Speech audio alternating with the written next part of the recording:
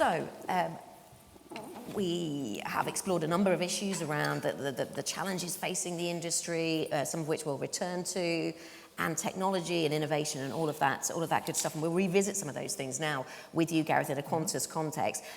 Maybe the challenges we will get to, and there are many in terms of anybody in the aviation industry, of course. But turnaround is more part of the story, I suppose, at Qantas, and has been. So, how's business 3 years into this turnaround plan?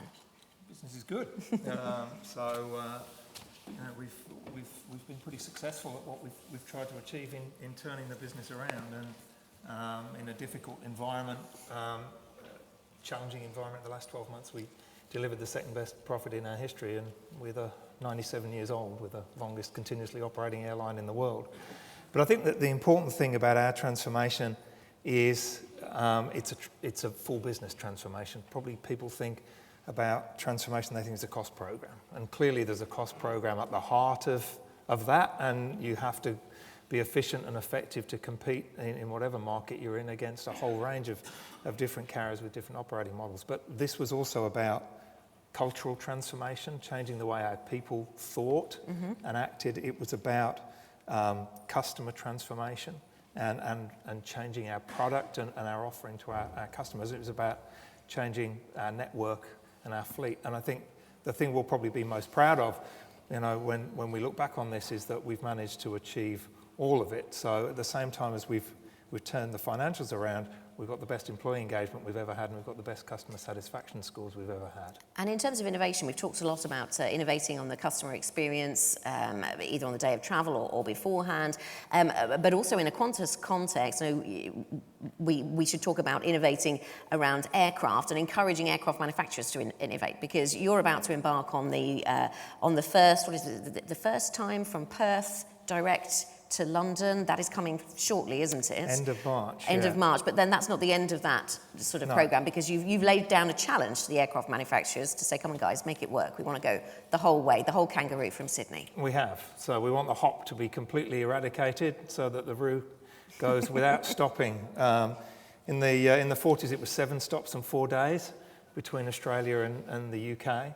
Now it's 24-hour flight and 1 stop. When we go via Perth, that'll take another hour or 2 off, and it's the last 2 continents on Earth not linked by a direct air route, Australasia and Europe. And so that will change at the end of March, when with the 787s they've got the capacity to make that in one go. And we have put a challenge out to the manufacturers. They're both looking at aircraft that have the capability to make it all in one go to Sydney to London, Sydney to New York. We want to make sure that both manufacturers have a product that can absolutely do that, and that will knock 4 hours off the elapsed time between Sydney and London. How much more flying time is it versus what you can do maximum now, and who do you think is going to win that if they're both looking at it? So the flight time from Sydney to London direct's about 20 hours and 20 minutes. Today we fly, our longest route is Sydney to Dallas. That's about 17 hours 40.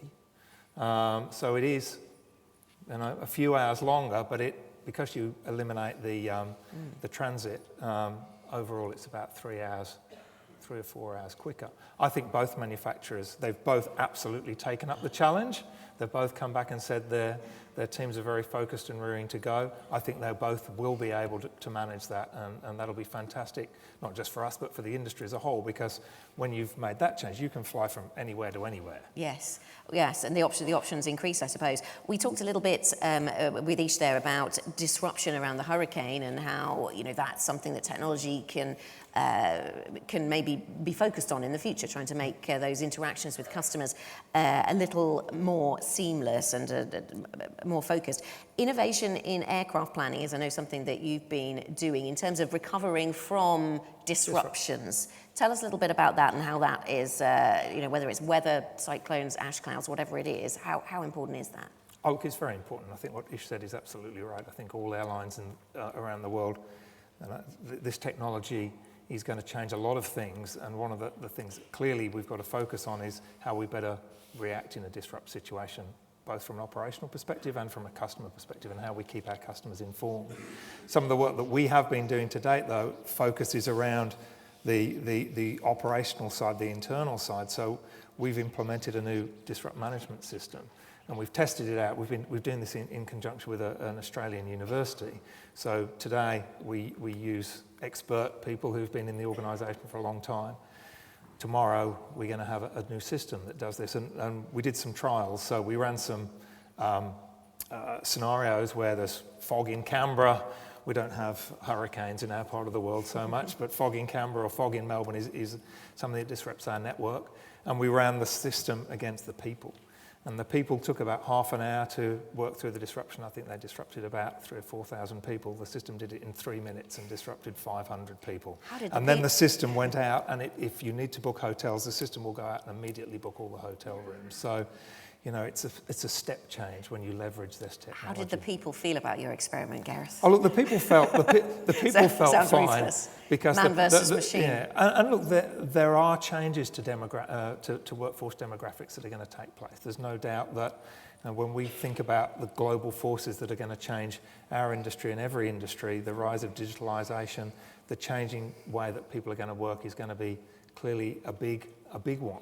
From our people's perspective, there's lots of other things that we're going to be deploying those people from our operations centre on.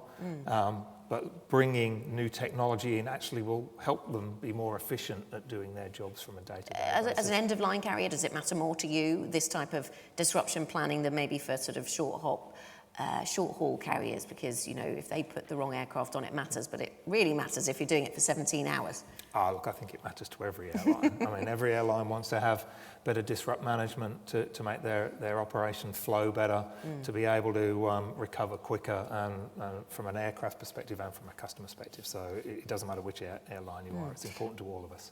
What about innovation in flight? We talked a little bit about how passengers are competing with low-cost carriers, and I know we'll talk more about this afternoon, that maybe the answer is compete on price, but then allow passengers to build up their product the way they want it, so they only pay for the things they want. Is that what Qantas is all about? Look, and I think we've talked about it a little bit already. I mean, I think there's different models out there. We're an airline group that has a premium carrier and a low-cost carrier. So Jetstar has been part of the Qantas group for 13 years now, and we segment the market based on brand. Jetstar is clearly a low-cost offering. It bundles its product. It allows customers a wide range of choice to add additional features. It's focused on ancillary revenue. It's focused on point-to-point fares. Qantas is a premium carrier. What we want to do from a technology point of view in the Qantas brand is leverage it to enhance the customer experience and to improve the efficiency of our operation. So again, we've talked about personalisation. We've talked about contextualisation. So how do we better have an interaction with our customers right through their journey? In fact, well before they think about booking, to inspire that booking, to make it easy for the customers to book, to leverage the platforms that they want, the way they want to consume the data, the way they want to pay for those products, whether it be credit card, whether it be direct payment, whether it be frequent flyer points. And then through the customer journey experience, we know who they are and where they are. How do we offer them the right experience and products along the way through the medium of mobile to enhance that experience? Right to the end, where we have a partnership with Uber, where they get to the end of their journey, then do you want an Uber? We know where your hotel is. Would you like an Uber to your hotel? Press a button on your Qantas app, so that it's more of a relationship. It's not just about the airport to the airport. It's about the whole travel relationship. And we talked a bit about the turnaround at Qantas. What about the growth story from here then? Is it very much, I know that you've, is it very much about Asia? Clearly the Qantas model flies to Asia, the Jetstar model flies a lot in Asia. Is that where you see the middle class increasing use of travel? Is that the biggest theme for you? Look, I think it's a very big theme. So obviously there's growth opportunities with new aircraft technology, so that in the ultra-long haul space. But we're positioned geographically right next to the fastest growing, most exciting aviation market in the world in Asia, and we're pivoting towards that. So 5 years ago we had about 30 to 35% of our group capacity focused on Asia. Today we've got over 50% of our group capacity focused on Asia, and Jetstar has not only an airline in domestic Australia and internationally in and out of Australia, but it's the largest low-cost carrier in Japan, it's the second largest low-cost carrier in Singapore, it's the second largest low-cost carrier in Vietnam, and we're connecting that network together. So those airlines actually act in unison as well as in partnership with other airlines. So there's definitely a growth story there from an aviation perspective. The other part of our business that's growing is our frequent flyer program. So Qantas Frequent Flyer is the most penetrative loyalty program in the world in terms of percentage of population as members. We have 11.5 million Australians signed up. There's only 23 million Australians, so over half the population is a member of our frequent flyer scheme. And we're monetising that asset, not just from a sale of points perspective, but now leveraging loyalty into spaces like health insurance, into life insurance, into credit card, into currency transfer and transaction. And because we've got the brand and the relationship with customers and the data that we know about our customers, we are able to build that deeper relationship. And we're expecting 7 to 10% growth per annum out of that part of our business over the next 5 years. That doesn't risk becoming a distraction though from the day-to-day business, which is aviation, not insurance? I don't think it does. I mean, we've got 30,000 employees. 98% of them are focused on running an airline, and 2% of them are focused on these other things. And we've talked about disruption today, and our industry is going to be disrupted. Why shouldn't we go out and leverage our brand and our assets and our relationship with a huge consumer base to go and disrupt other industries, particularly ones where you're not putting a huge amount of capital in. There's ways that you can manage these and organise this so you're not taking a huge amount of risk. But you have a right to play. If you've got a strong brand and a huge relationship with a customer base, there's a right for you to be in these industries, and we think that's an avenue for growth for us. Okay. Gareth Evans, the CEO of Qantas International. Thank you. Thank you.